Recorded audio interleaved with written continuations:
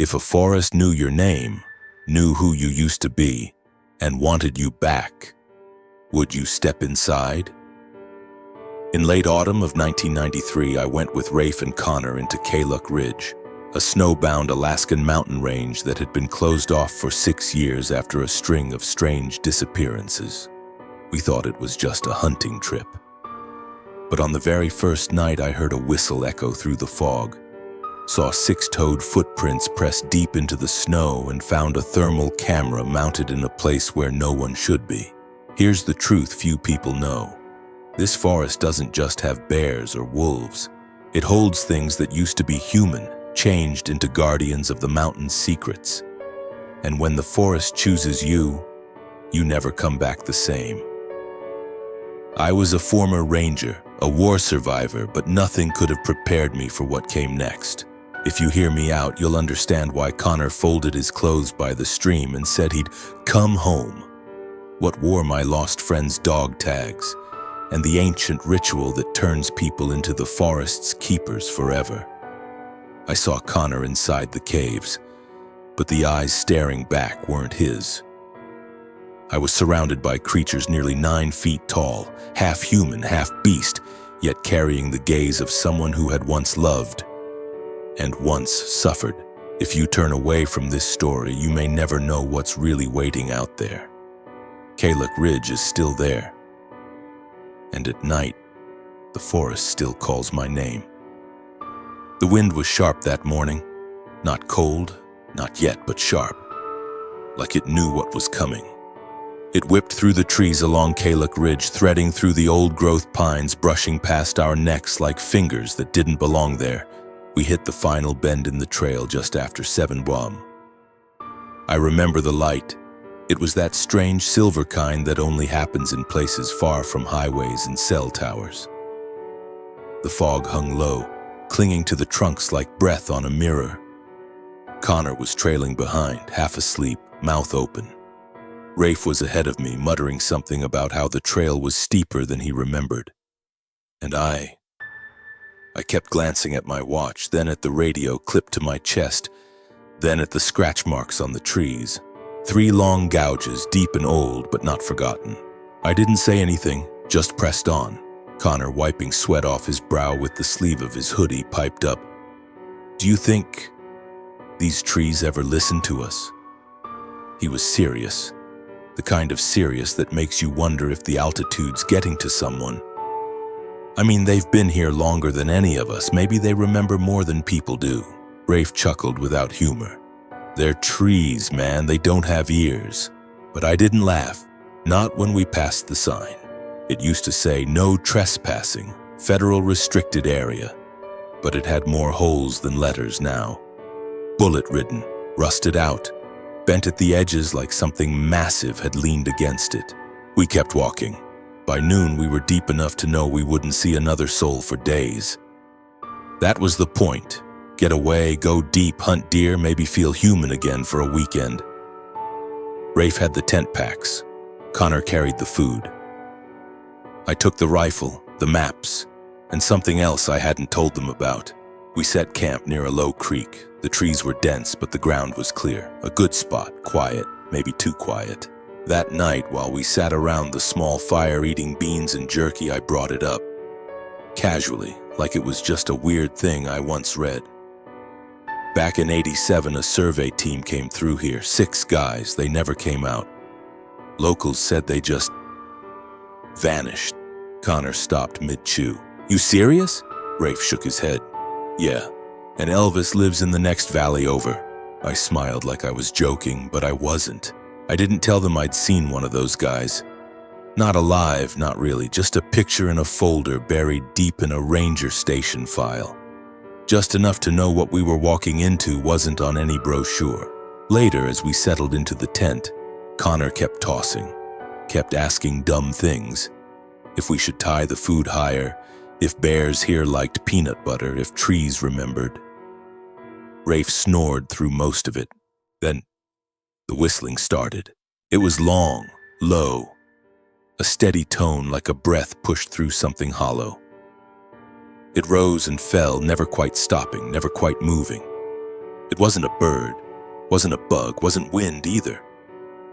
I sat up, heart thudding in my throat. Checked the radio, no signal, grabbed the flashlight, shone it outside. Nothing but mist and trees that looked too still. Connor whispered, "Do you hear that?" His voice cracked like he was still dreaming. I nodded. "Stay down." He didn't argue. An hour passed, maybe 2. The sound faded, but it didn't leave. It just became part of the forest again, like it had never not been there. At some point, Rafe got up to piss. I watched him step off behind a tree, flashlight swinging lazily in his hand. I almost turned away, but then his beam caught something up high. A tiny red blink tucked against the bark, almost invisible. Infrared camera, mounted at least 12 feet off the ground. Rafe muttered, "What the hell is that? Someone spying on us?" I stepped out, boots crunching over frost. The light was still flashing, slow and steady. Government issue, military maybe, or worse, private. I felt something tighten in my chest. "That," I said barely above a whispered, "doesn't belong to any hunter." Rafe glanced at me. "You sure?" I didn't answer. The fire was almost out by then. Connor was sitting up now, wide-eyed and pale. He hadn't seen the light, but he knew something was wrong. You could smell it in the air, like wet copper and static electricity. Something was watching us, had been, maybe since we crossed that "shot up" sign, or maybe before. But none of us said it out loud. We just stood there, lit by the last orange embers of the fire, surrounded by fog and pine and something else we couldn't name. Something that didn't need to breathe loud to be heard. Something that didn't need eyes to be seen. And even though we were still technically on our own 2 feet, something deep in my gut knew. We'd already crossed a line, and whatever lived out there in that forest, it wasn't going to let us leave without showing us why. I didn't sleep much that first night, and I wasn't the only one. The forest around us never went fully quiet. There was always something moving, low, deliberate, heavy. But it stayed just far enough away not to be seen, like it knew exactly where the edge of our fear was and decided to walk the line. I laid there, eyes wide open in the dark, listening to Connor's breathing shift in the next sleeping bag over. Uneven, restless. I thought he was dreaming, but it wasn't until I heard him whisper that I realized it wasn't just a bad night. He said, "She's calling my name," voice trembling. Through the mist, I sat up. "What?" But he didn't answer. Just lay there staring at the top of the tent like he was seeing something I wasn't. I didn't press him. I wanted to believe it was just a dream. The cold kind that follows you into the morning. But when dawn finally peeled the sky open, Connor didn't look rested. He looked drained, like something had reached in during the night and taken a piece of him. The air was colder than the day before. Still. Thick. A kind of silence that made every sound feel out of place. Rafe was already out by the fire pit messing with the kettle. "Something was walking out there last night," he said when I stepped out. "On 2 legs, snapped branches, heavy steps. Thought it might have been you taking a piss, but you were still in the tent, weren't you?" I nodded. He glanced up at me. "Did you hear it?" I didn't answer right away. "Yeah," I finally said, "I did." It wasn't just paranoia. The forest had changed. It wasn't in the trees or the trails. It was in the way we moved, like we were being watched, and the thing doing the watching didn't care if we knew. Then Connor screamed. We both bolted uphill toward the creek. He was standing there, pale as a ghost, pointing at something tangled in the trees. At first I couldn't tell what it was, then I saw it. A deer. Or what used to be one. Its body was torn open from the midsection up like something had split it like firewood. But that wasn't the worst part. Its organs weren't on the ground. They were looped, hung across the branches of the spruce above it, 10 feet high at least, as if placed there. Arranged. Its eyes were gone and the snow around the carcass had melted in a perfect circle, exposing wet black soil like a wound in the earth. Rafe let out a low whistle. "Well, damn. Guess the bears around here got creative." He tried to laugh, but it died quick. I crouched and looked at the ground. Tracks. One single set deep as hell in the hardened mud. 18 inches long, 6 toes. You could see the arch, the ball, the heel.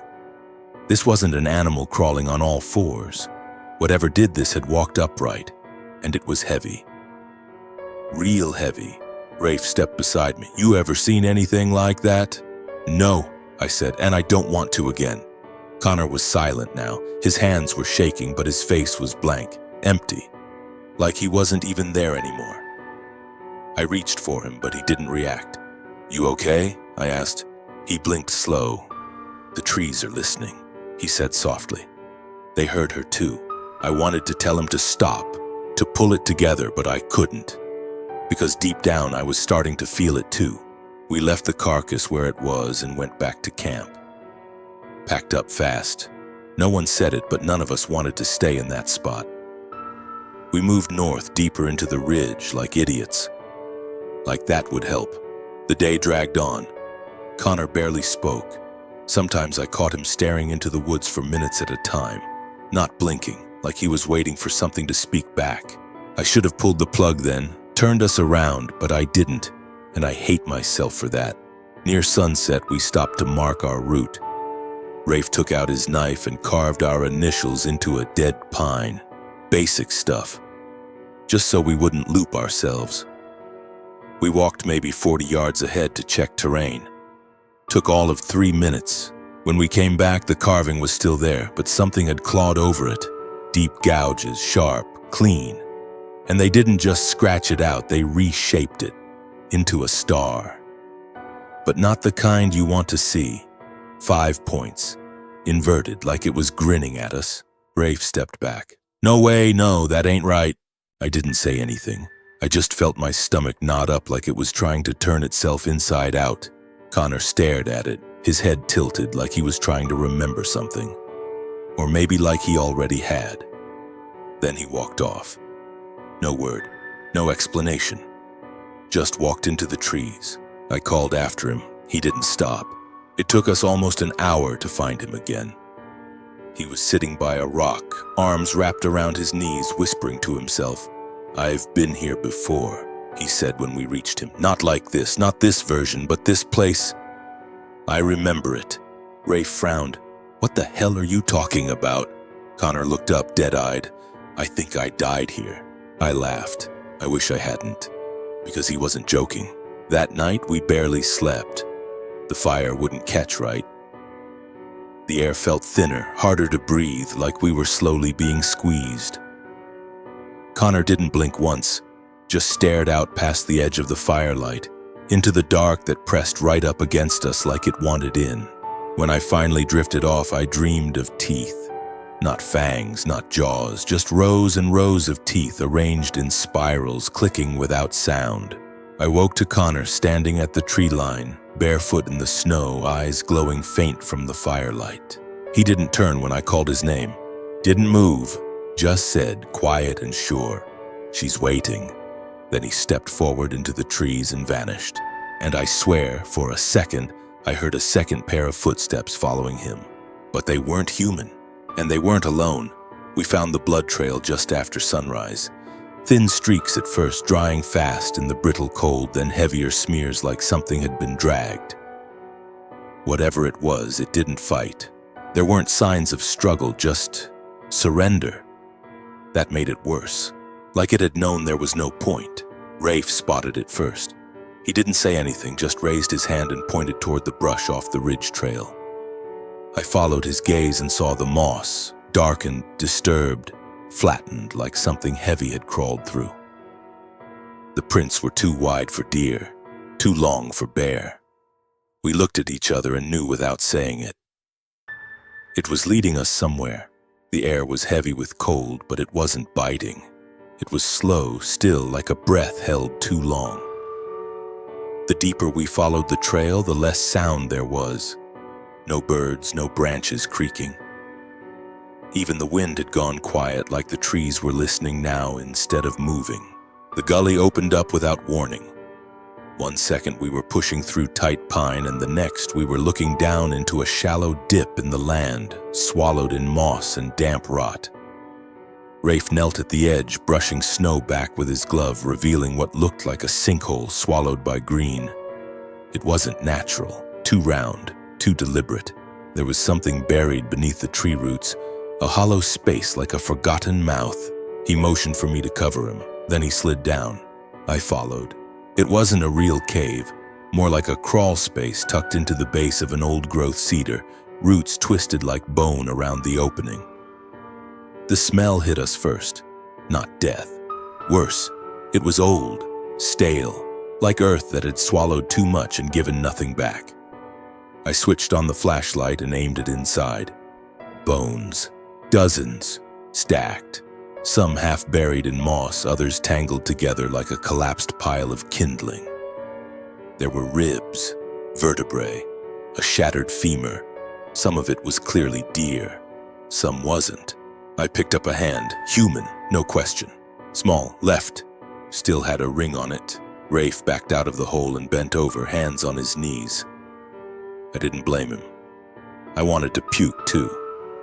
But I couldn't take my eyes off the way the bones were placed, almost like they'd been organized, not scattered, arranged. Every skull faced the entrance, all except one. It was tucked deeper into the dirt, half covered. Something gleamed next to it. I reached down and pulled it free. A tooth. No, not a tooth. A canine. Black as coal, ridged down the back like it had been etched with something. It wasn't from any animal I'd seen. It was heavy, unnatural. The root had metal running through it, not just stuck on, built in. Like it had been fused there, like it had grown that way. Rafe was shaking when I crawled out. I held it up. "You ever seen anything like this?" He shook his head too fast. "That ain't right, man. That's not an animal tooth." I didn't say anything, just slipped it into my pocket. I don't know why. I should have thrown it, left it. But something about it felt wrong to abandon. Connor was gone when we got back. He'd been sitting near the tree line, just staring. We told him to wait while we checked the trail. 30 minutes, tops. But now his pack was still there. Boots too. I found him 50 yards off, standing ankle-deep in snow, hands by his sides, just staring up at the canopy like he was listening to a sermon. I called his name. No response. I stepped closer. His lips were moving. He wasn't speaking English, just whispering something over and over. I touched his shoulder and he blinked, like I'd yanked him out of a different world. "What the hell are you doing?" I asked. He looked at me and there was no fear in his eyes, only awe. "They're under us," he said. "They always have been." I asked who. He smiled. "The ones who hear the wind." That night I couldn't sleep again, not even close. Connor didn't blink once. He just sat by the fire, legs crossed, mumbling to himself. Sometimes I caught him tracing shapes in the snow, spirals, circles with lines. He didn't seem cold. He didn't seem anything. Rafe tried to joke, said Connor was just cracked from the altitude, maybe the stress. But even he didn't believe it. You could feel it in the way he watched the trees now. Not like they were hiding something. Like they were watching us back. Sometime around 2 in the morning, I woke up to a sound like whispering mixed with static. Not loud, but layered, like it was coming from inside my ears. Connor was gone again. I found him standing by the gully facing the tree line, still barefoot, still shirtless, and talking to someone who wasn't there. I was about to drag him back when he turned to me, slow. Like a puppet someone just remembered to move. "I remember it now," he said. His voice was calm, flat. "I used to live here long ago in a body that wasn't mine." I told him to stop. He didn't. I remember dying. I remember the rocks, the circle, the hunger, and the fire that came after. I tried to pull him back, but he looked at me, and for just a split second, he wasn't Connor. His eyes were too dark, too deep, like they'd seen too much and none of it human. Then he blinked. Just a guy again, but I couldn't shake the chill in my chest. Couldn't unsee what I saw in his face. Later, when we finally got him to sleep, I sat up alone by the fire, staring into the trees, listening, waiting, and I swear, somewhere beyond the ridge, I heard that same long whistle, low, even, carried on the wind, not like a call, like a warning. The storm wasn't in the forecast. I remember that clearly. I'd checked the weather every night since we started this trip. No snow until Friday. No wind over 10 miles an hour. But by early afternoon, the sky began to fold in on itself. The clouds didn't roll, they settled heavy and flat, a sheet of steel across the tree line. Then the temperature dropped, fast, like someone flipped a switch. Rafe was the first to notice we'd lost the trail. The trees looked the same in every direction, and the prints we'd made were already gone, buried in the inch-thick flurry that had dropped in 20 minutes. The wind howled low and long between the pines, shaking frost from the limbs like dry rain. The snow wasn't falling straight either. It spun sideways and upward as if the forest was breathing it in and out. I called for Connor. No answer. We hadn't been apart long, maybe 10 minutes. He'd wandered uphill to scout the ridge while I doubled back to check the blood trail we'd seen earlier. Rafe was between us, trying to keep eyes on both, but visibility had gone to hell fast. I started walking faster, heart already pounding. The deeper I moved into the trees, the less the world made sense. The compass spun, no lie, just sat there twitching like it couldn't make up its mind. My radio crackled, then went dead. And then the storm stopped. I don't mean gradually, I mean one step. I was pushing through snow and wind so loud I couldn't hear my own breath. And the next, dead silence. Like the world had been muffled under glass. I looked up. No more flakes. Just trees, still frozen, but not peaceful. Wrong. Too still. And that's when I saw the thing. At first I thought it was just a bundle of sticks lashed together and hung from a branch. Then I saw the leather straps, looped in tight knots around the arms and legs of a carved figure. Rough, humanoid, no eyes, mouth sewn shut with sinew. Small drops of fresh blood trailing down from its chest onto the snow beneath. I didn't breathe. I didn't blink. I felt something low and sharp in my spine, like every instinct I had was dragging me backward. Rafe called out behind me. I turned. His face was white, not from the cold. I found him, he said, but he's not right. We climbed toward the base of the hill where he'd last seen Connor. I didn't know what I expected, but not what I saw. Connor stood barefoot in the snow, jacket gone, shirt open, arms at his sides. He wasn't shivering. His skin looked pale blue, but his face, it was calm, peaceful, like he'd just woken from a long nap and didn't remember where he was. Then he pointed. "Do you see them?"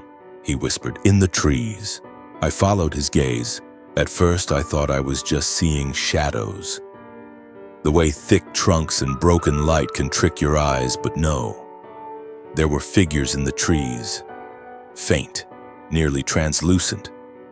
Tall, impossibly tall, each one half merged into the bark like they were part of it, or had stepped out midway and never finished. No faces, no detail, just the shape of people who were never really people.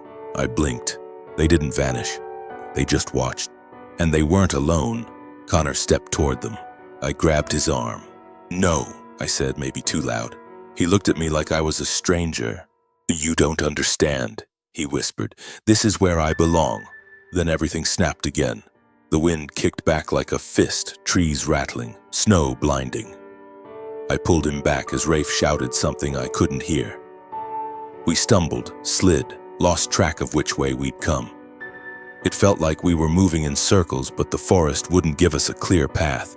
When we finally found shelter under a rock outcrop, the light had changed. Dim, flat. Time was breaking apart. I checked my watch. 3:42. Rafe checked his. Nuan de Courtine. He stared at it, tapped the screen, then looked at me. "I was gone 20 minutes, he said. "No," I said. "You were gone 6 hours. He didn't argue. We didn't talk much after that. Just sat close together, breath fogging the small cave we found, watching the snow pulse against the stone like it wanted in. When the storm finally calmed, we made our way back to where we'd last seen Connor. He was gone again, but not like before. His clothes were folded neatly at the base of a tree, boots lined up, shirt folded, pants pressed flat like someone had taken their time. No footprints leading away, no blood, just a message carved shallow into the bark above them. I'm home now. The letters weren't jagged, not rushed. They were precise, intentional. I reached out and touched the bark. It was warm. Rafe stepped back, looking around like the trees might move if he stared too long. "We have to go," he said. I nodded, but I couldn't move. My feet felt rooted, like they belonged here now, too. That night, we didn't make a fire. The cold didn't seem to want us warm anymore. We sat in the dark, listening. And far off, somewhere between the trees, we heard that whistle again. Only this time, it sounded like it was coming from inside the wood itself. And it wasn't just one voice. It was many, calling out in unison, beckoning, like they'd been waiting. And now they knew one of us had come home. I remember the way the trees shifted that morning. Not visibly. Not like they moved in front of me. But something in their arrangement. It wasn't the same. I'd walked that ridge 3 times already. I could have sworn we'd looped back again, except nothing looked familiar, not anymore. And the silence, it wasn't peaceful. It pressed in, thick and slow, like the forest had inhaled and was holding its breath, waiting. Rafe was behind me, dragging his feet. His boots left heavy prints in the thin snow crust. He hadn't said much since the clothes, since Connor's goodbye. I didn't blame him. Something about seeing those boots lined up like offerings. It broke something in both of us. We kept going. Every instinct in me said turn back, but my legs kept moving forward like I'd already agreed to something I hadn't meant to sign. Then I saw it. A shift in the tree line, just the faintest dip in the land like a wound in the ground ahead. And then the sound, hollow, muffled, like wind through a throat. I stepped forward. The forest floor gave way faster than I could react. My foot dropped into nothing. Snow, branches, moss, then air. I tumbled. It wasn't a long fall, 10 feet maybe, but I landed hard. Pain shot through my left shoulder, dirt in my mouth, Rafe's voice above me, distant, echoing. I coughed, rolled over, and realized where I was. It wasn't a cave. It wasn't natural at all. This place had walls, built. Stone pressed together with moss and time, like a well without water. The air smelled of ash and old breath. No animals, no roots, just the cold sweat of stone that hadn't seen light in centuries. I pulled out my flashlight. The beam cut through the dark. The walls were covered in carvings. They weren't letters, they weren't symbols either, they were people. Figures, crude at first glance, but the longer I looked, the more detail I saw. Each one different, each one transforming, from man to something else. Their limbs stretched, their heads grew wide and narrow. Their eyes became black hollows, round and too large for their faces. Some hunched over, some stood tall, all of them screaming with mouths they no longer had. I backed away from the wall and turned my light. More carvings. This time a sequence. A man kneeling before a flat rock, then lying on it, then his body breaking open, growing hair, the mouth opening into something long and wide and inhuman. The last image wasn't a person anymore. It stood above the rock, taller than anything should have been, arms long enough to scrape the ground, eyes glowing. I felt something behind me, movement. I spun, and there he was. Connor, or what was left of him. His body was the same, almost, but his posture, wrong, too still, too straight. He was holding something in his hands. It looked like a charm, a braid of hair tied with feathers, small bones dangling from the bottom. He looked at me, calm as snow. "You made it," he said, voice flat like a bell in the distance. "I hoped you would." I didn't answer. He stepped closer, slow and careful, like I was a deer he didn't want to spook. "I didn't understand it at first either," he said. "But it's not death. It's memory. It's history." I stepped back. "This isn't you," I said. He nodded. "No, but it's better." I raised the flashlight. His eyes didn't flinch. "They showed me," he said, "what we forgot, what we took from them, what we made them become. His hands trembled slightly as he held the charm out. "You can stop it," he said, "but someone has to stay. It needs balance." I stared at him, heart pounding, every nerve in my chest screaming to run. But something else kept me still. Some awful pull beneath the skin, a whisper in the back of my skull. "You have to choose," he said. And in that moment I saw something behind his eyes, not fear, not anger, relief, like he wanted me to end it, like he'd been begging for it without words since the moment he vanished. I reached for my pack. He didn't move. My hand closed around the pistol. He closed his eyes, and I pulled the trigger. The sound wasn't loud in that place. It was flat, absorbed, final. He dropped, not like a man, like a puppet whose strings had finally been cut. Black blood seeped into the stones beneath him, slow and thick, like oil from a machine. I dropped the gun and stumbled back. My breath was ragged, hands shaking. Then the walls began to vibrate. Not shake, vibrate. Like sound was pushing through them from the inside. Low hums, whispers, pulsing energy. The carving shimmered, shifted. I turned the flashlight. Every figure on the wall now stared at me. Eyes wide, mouths gone. All of them. Waiting, I ran. Scrambled up the wall. Found roots, rocks. Pulled myself out of that throat in the earth and back into the forest's mouth. The snow was gone. No wind, no clouds. The sky above me clear and black, stars humming. Rafe found me hours later, curled near a log, shivering. He didn't ask. I didn't tell him. But that night when we made camp, neither of us slept. And sometime before dawn, we heard something moving through the trees. Not walking. Crawling. Big. Too many limbs, and somewhere in the dark behind it, a single sharp whistle. Calling out again, but not to Connor this time, to me. The forest didn't sleep after Connor. Not really, it just quieted down, changed its rhythm, and we changed with it, me and Rafe both, though neither of us dared to admit it out loud. That thing I left behind in the pit wasn't over, it hadn't ended, it had just shifted direction. Like everything out there had recalibrated. Like I'd opened a door and stepped through and whatever lived on the other side had started walking too. We tried to backtrack that morning, tried to find a way out, follow the creeks or sun or anything resembling civilization. But the forest wasn't interested in letting us go. The map might as well have been blank paper. My compass needle spun like a drunk. The ridges didn't match. The trees didn't match. We weren't walking in circles, we were walking somewhere that didn't want to be mapped at all. Then came the smell. You can't explain it, not properly, not without living it. It was thick, wet, metallic, like blood and moss, and something left in a freezer too long. It hit first like a slap, then like a weight. Rafe gagged. I did too. Then we heard them. Footsteps. Not just one set, not human, not uniform, dozens, maybe more. All around us, not charging, just approaching, like we were a curiosity they'd been waiting on. We didn't talk, didn't make a plan. We just ran. Branches snapped around us, some close, some impossibly far.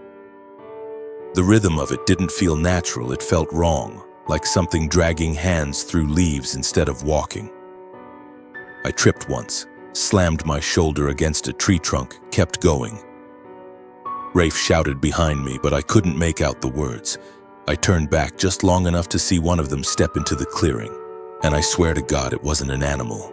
It was hunched forward, covered in hair, long arms, knuckled hands dragging the ground. But its face was almost human, like someone had sculpted a person from memory and gotten the proportions all wrong. The eyes were too wide, the mouth too small. And it looked at me not like prey, but like a twin it hadn't seen in a long time. Then it opened its mouth and made a sound like boiling water trying to speak. I fired. Twice. It staggered but didn't fall. The blood that sprayed wasn't red. It was thick, black. It hissed against the snow like acid. Then the rest came. Not running, just stepping out. Dozens, loping on all fours, some upright, some dragging limbs, all wrong, all watching. Rafe reached my side and raised his rifle, shaking so hard I thought he might drop it. Then one of them stepped closer. Dog tags swung from its neck. They clinked, just once, clear and unmistakable. The name on them was half melted, but I recognized the face beneath the dirt and hair. Paul Martinez. He served with me, Afghanistan, MIA in Oro 9. I didn't blink, I didn't speak, my mouth just dropped open. He looked at me with eyes full of something ancient. Then he snarled, turned away and let out a low growl, and the whole pack turned with him. Retreated, not in fear, like they had somewhere else to be. Like I wasn't the one they were waiting for after all. I stood there for what felt like years, then dropped to my knees. Rafe helped me up but didn't ask questions. Not then. He just kept glancing over his shoulder like the trees might open again at any second. We made camp under a deadfall, built a circle of flame as wide as we dared. Rafe poured kerosene across the ring like it was holy water. Neither of us said it, but we both knew. Tonight the fire wasn't for warmth. It was for survival. They came anyway. Not fast, not in a rush, just one, then another. Silent, observing. They didn't test the flame at first, just moved at the edge of the light like shadows that had grown bored of pretending.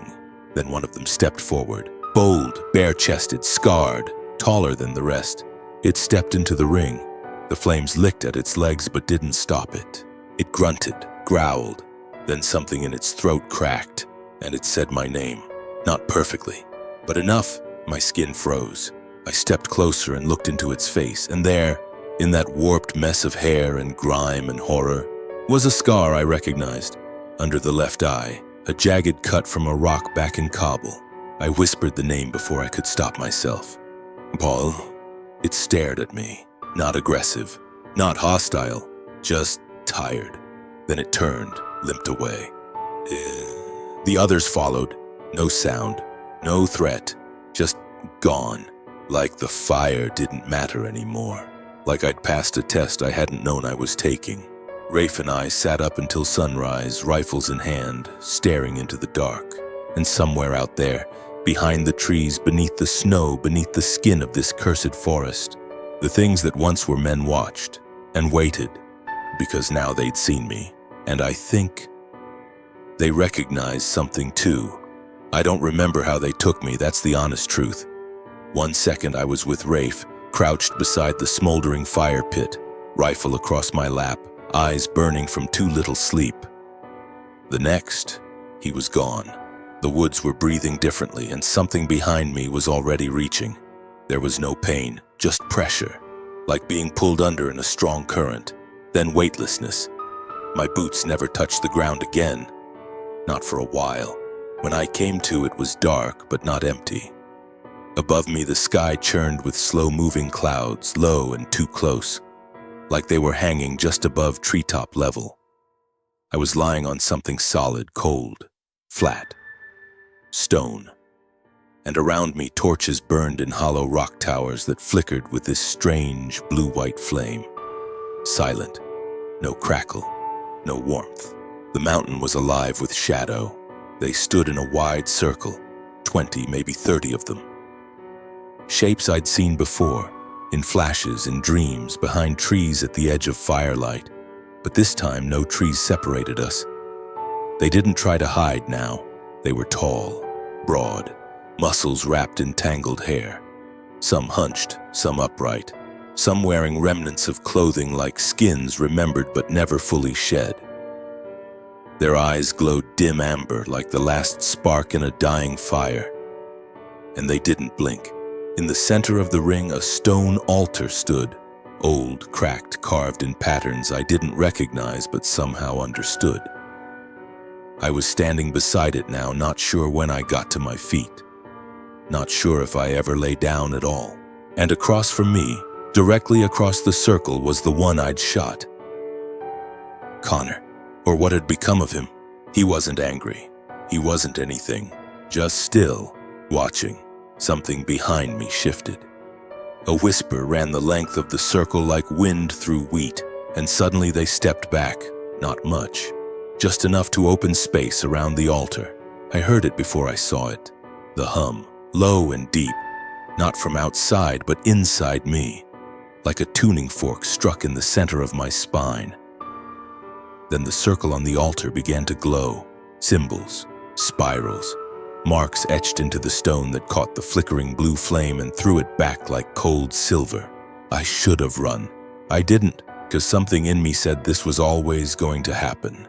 Connor stepped forward, still barefoot, still human in outline, but his skin pulsed with something beneath it. Like it wasn't fully skin anymore, like memory lived in it. He reached out, and in his palm was a length of braided hair. Mine. I didn't know how he'd gotten it. I didn't want to know. They remember, he said, voice like gravel soaked in snow, and they choose. A shape moved through the crowd, one taller than the rest. Older maybe, or simply more worn by time. It didn't speak. It didn't need to. Its eyes locked on mine, and I understood. This was no punishment. This was no reward. This was responsibility. The ones who'd come before, those that changed, those that stayed, had left this weight behind. And the only way forward was through memory, through pain, through understanding. I stepped forward and laid my hand on the stone. It was warm, not heat, warmth, like a heartbeat just beneath the surface. Then came the flood. Visions, no memories, not mine, theirs. I saw men in furs, carving symbols into bark. I saw women kneeling by streams, whispering into water that answered back. I saw a time when man and forest were not separate, when language hadn't fractured the bond between breath and earth. And then I saw the breach. Flames, axes, smoke rising through sacred canopies. Bullets tearing through thick hides, men screaming, children buried in roots, the forest bleeding. And I saw what they became.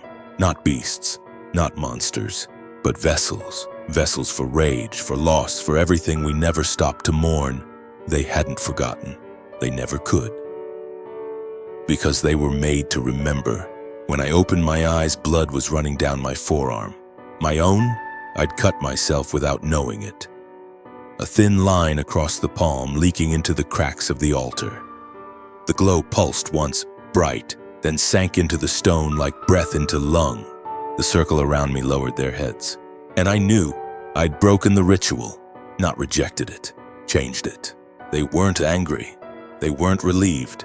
They just accepted it. Connor stepped forward, touched my chest with 2 fingers. "You gave it back," he said. "That's enough." Then he stepped into the fire, and it didn't burn him. It took him, swallowed him, and left no sound behind. I turned.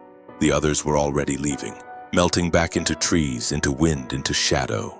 No war cry, no farewell, just silence. The stars overhead blinked once like they'd seen enough, and I was alone again, not free, but different. Some part of me stayed on that mountain, the part that now remembered everything. I woke up on my side, half buried in pine needles and cold mud, my face pressed into the earth like it had been there for hours, maybe longer. I didn't know where I was at first. Everything felt wrong. Off axis. The forest was too still, too bright, not glowing anymore, just gray and flat like someone had turned down the contrast on the whole world. When I sat up, the pain came fast. Shoulder throbbing, legs stiff, hands shaking. My mouth was dry as bone. But I was alive, somehow. No circle of flame, no stone altar, no shadows watching from the edge. Just the woods and silence.